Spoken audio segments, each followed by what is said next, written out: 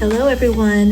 Before we dive into today's project about creating a chic and safe oven backsplash makeover, I want to clarify something up front. And while I'm excited to provide valuable insight and what I've learned during this process, please remember that it's for informational purposes only and not a substitute for professional advice. Building codes vary by location, so always consult your local experts for specific guidance. Let's learn together, and at least you'll know what questions to ask for your unique situation. Back to the makeover. Welcome to the continuing saga that is the renovation of my kitchen. We are going to purge all the things that are in these baskets.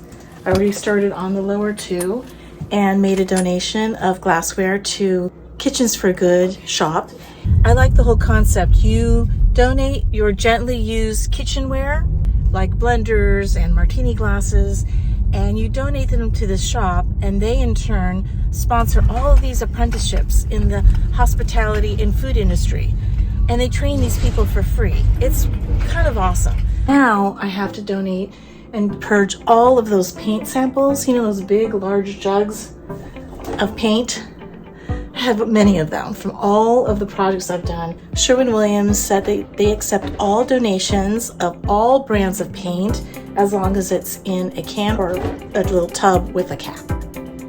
These were so heavy. Okay, so I am gonna purge what's in here. And a lot of them I've kept like this color. I'm not gonna, it's funny. A lot of these colors do bring back memories. Okay, what is this? Option B, Mindful Gray. Oh, so much gray. I have a quarter for every gray shade. It's funny, all the colors that I do want to keep are the green colors. That should show you that I really love green. Okay, Sherwin-Williams, here I come.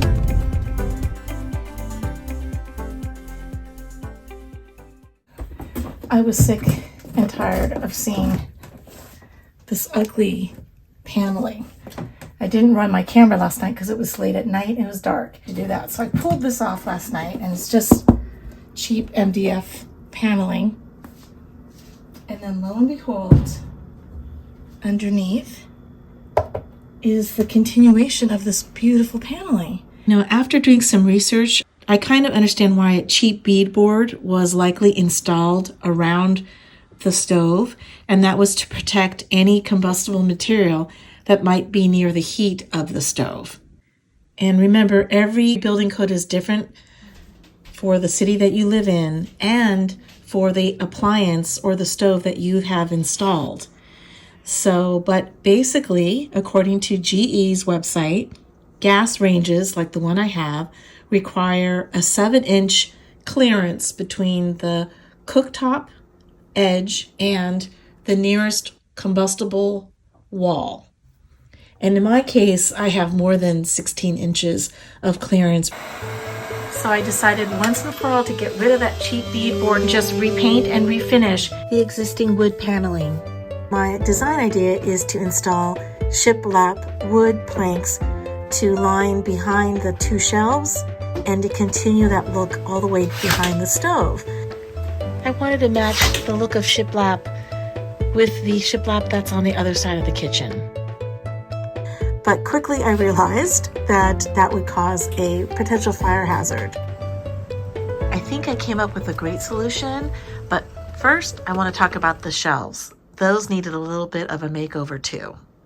Shelves are solid wood, but they're painted white, and I really wanted the look of natural wood, but I didn't want to bother with sanding. And also the shelves are so solidly glued and nailed into position that the idea of disassembling them and accidentally ripping them from the wall did not attract me at all. After talking to the people at Rockler, they said, why don't you just cover your existing shelves with real wood veneer? I picked the birch veneer because I like that lighter color of wood. It's real wood, and it has adhesive backing, so you don't have to deal with glue. And they said it's very durable because they use it for countertops and for doors. I'm putting the veneer on the bottom and the top of each shelf. You did tell me that because it's real wood that I will have to seal it with some kind of acrylic sealant, so that I will do for sure. Now that the shelves are looking good, let's go back to my Shiplap solution for behind the stove. I decided to go with a product called Hardi Plank siding. It's traditionally used on the outside of a home. It is highly fire resistant. It's made from fiber and cement and is safe to use behind something like a stove. The only problem I had was the way that it looks.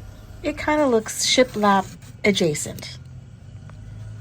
I didn't realize until it was too late that the Hardi Plank comes in two finishes. One is a faux wood grain and the other is smooth. And I went with the faux wood grain and I thought, oh, once it's painted white, hopefully it kind of camouflages behind the stove. Anyway, you guys be the judge. But bottom line, I feel very safe with that product, so safety over style, I guess. The good news is that Hardi Plank is pretty cheap and it's also pretty easy to cut. I'll score about a dozen times on each side, and then that usually is enough to snap it pretty cleanly. I just take my ruler, but you can use a piece of wood, anything that works. You line up the score line approximately along the line of the ruler, so that'll just give it something to snap over.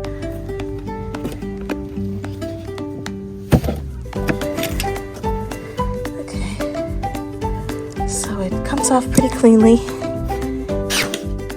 Install the Hardi Plank on the wall with regular brad nails that are about 2 inches long, and no adhesive is necessary.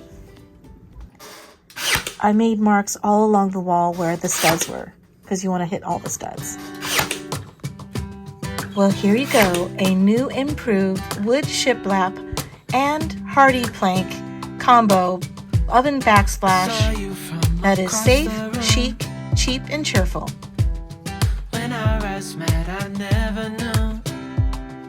Thanks so much for spending time with me. For more nutshell small space tips and tricks, you know where to find me every Sunday right here, Nutshell Living. Bye!